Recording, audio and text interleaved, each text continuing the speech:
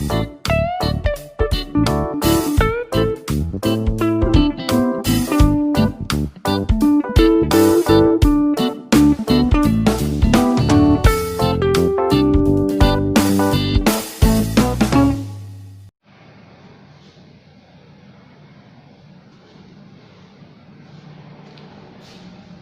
morning students.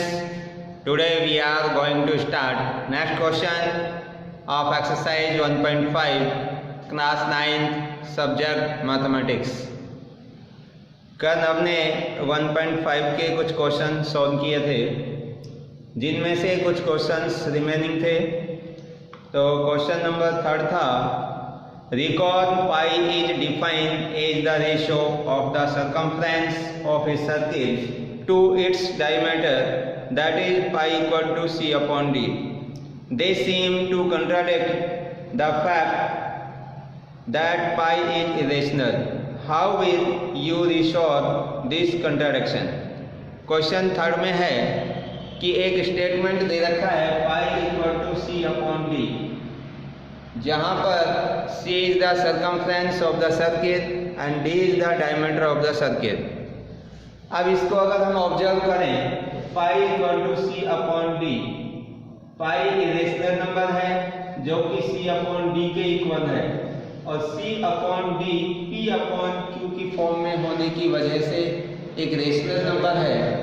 तो rational और irrational दोनों इक्वल नहीं हो सकते, इसलिए ये हमें एक कंट्राडिक्शन सा महसूस हो रहा है।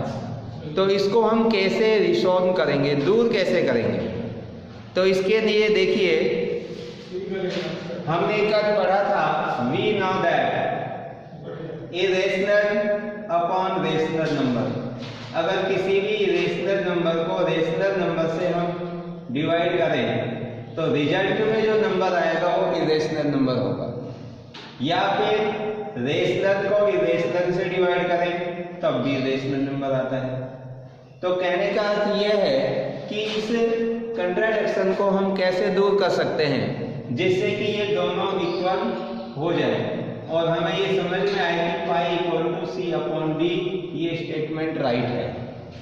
तो देखिए, यहाँ पर जो दो स्टेटमेंट लिखे हुए हैं जो कि हमने कल फैक्ट में भी देखे थे कि इट मीन्स आइदर सी और डी इज इरेशनल, कि या तो इनमें से जो सी है वो इरेशनल नंबर हो जाए, तो इरेशनल को रेशनल से डिवाइड करेंगे तो ये भी इरेशनल के इक्वल आएगा और ये स्टेटमेंट हमारा इक्वल हो जाएगा, या डी रेशनल हो जाए।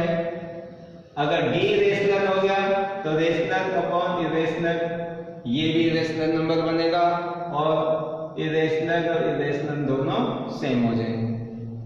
तो इन दोनों में से किसी एक को इरेशनल होना चाहिए। देखिए, इसमें देखने पर हमें कोई भी कंट्राडिक्शन नजर नहीं आता, क्योंकि जब हम किसी भी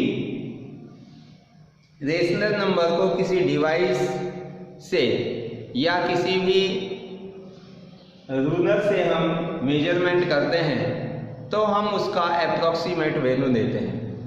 जैसे कि सपोज दैट कि किसी भी सर्कमफ्रेंस की जो वैल्यू है वो c इज इक्वल टू 2.666 इस तरह से है, तो हम इसमें से ओनली 2.6 वैल्यू दे देते हैं और आगे की वैल्यू को छोड़ देते हैं। तो ये जो वैल्यू हमने ली है ये अप्रोक्सीमेट वैल्यू है, तो जिसकी वजह से हमें पाई इक्वल टू जो c अपॉन डी का कंट्राडिक्शन नजर आता है। तो हम कह सकते हैं hence there is no contradiction. Remember that when we measure a length with a scale or any device, only get an approximate value. So we never realize that either C and D irrational. हमें ये realise नहीं होता कि C और D में से या तो C इरेशनल है या D इरेशनल है। तो नेक्स्ट जो क्वेश्चन है इसका क्वेश्चन नंबर 5,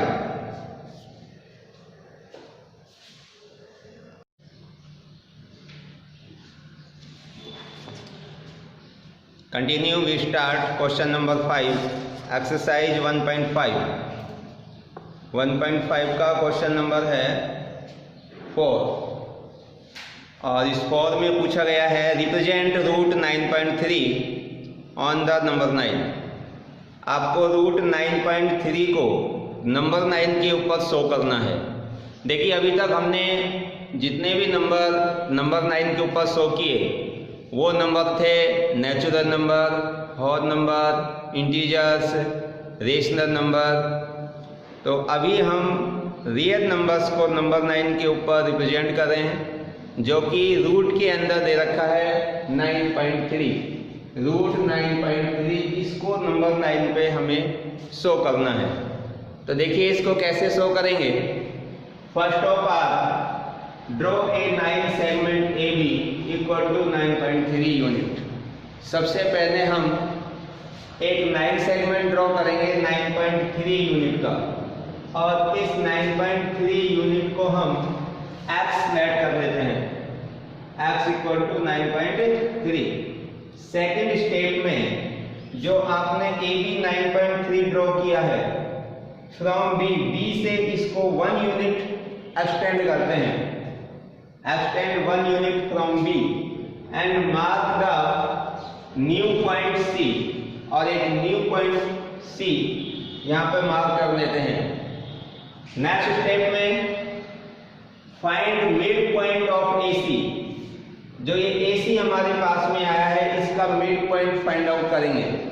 तो मिड पॉइंट फाइंड आउट करने के लिए हम क्या करते हैं, taking A as a centre and more than half, आधे से ज्यादा का आर्क हम कंपास के अंदर 1 आर्क ऊपर लगाएंगे और 1 आर्क नीचे।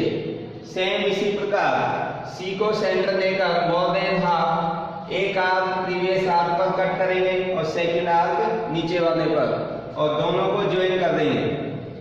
जिस पॉइंट पर ये एक दूसरे को मीट करते हैं वो मिड पॉइंट होता है। तो O is a mid point of AC। तो यहां से आगे है draw a semi circle with centre O। O को सेंटर लेकर और OC रेडियस का एक सेमी सर्किल ड्रॉ करते हैं।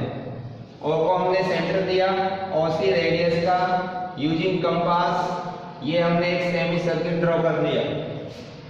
इसके बाद में नेक्स्ट स्टेप है draw a line perpendicular to AC। अब AC के ऊपर एक परपेंडिकुलर लाइन ड्रॉ करनी है जो B से पास होती हो। अब AC के ऊपर परपेंडिकुलर लाइन ड्रॉ करने के लिए जो कि B से पास हो हम क्या करेंगे, B पॉइंट के ऊपर राइट एंगल ड्रॉ करने हैं। आप इसको प्रोटेक्टर से भी बना सकते हैं और कंपास का यूज करके भी यहाँ पर 90 डिग्री का एंगल बना सकते हैं। ये 90 डिग्री का एंगल इस semi circle D D point पर इंटरसेक्ट कर रहा है। किस पॉइंट पर, D पॉइंट पर।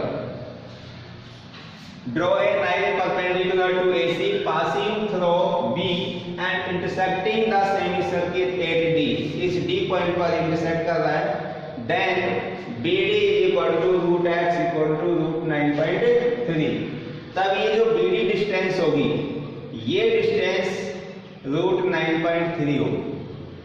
अब ये रूट 9.3 कैसे आती है इसको हम प्रूव भी कर सकते हैं। ये इसको मैं पाइथागोरस थ्योरम का यूज करके और हम इसको प्रूफ भी कर सकते हैं। तो ये बहुत बड़ा वीडियो बन जाएगा। इसके लिए पहले आप इसको यहाँ तक ही समझिए कि जो ये डिस्टेंस है BD ये हमारी रूट x है, इट मीन्स रूट 9.3 है।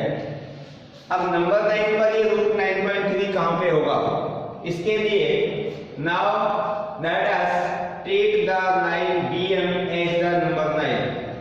इस BM को B से M तक ये वाली जो लाइन है इसको हम नंबर 9 मान लेते हैं, जिसमें B है वो 0 से स्टार्ट हो रहा है with B as 0, C as 1 और C कितना नंबर पर है 1। B पर 0 होगा, C पर 1 and so on।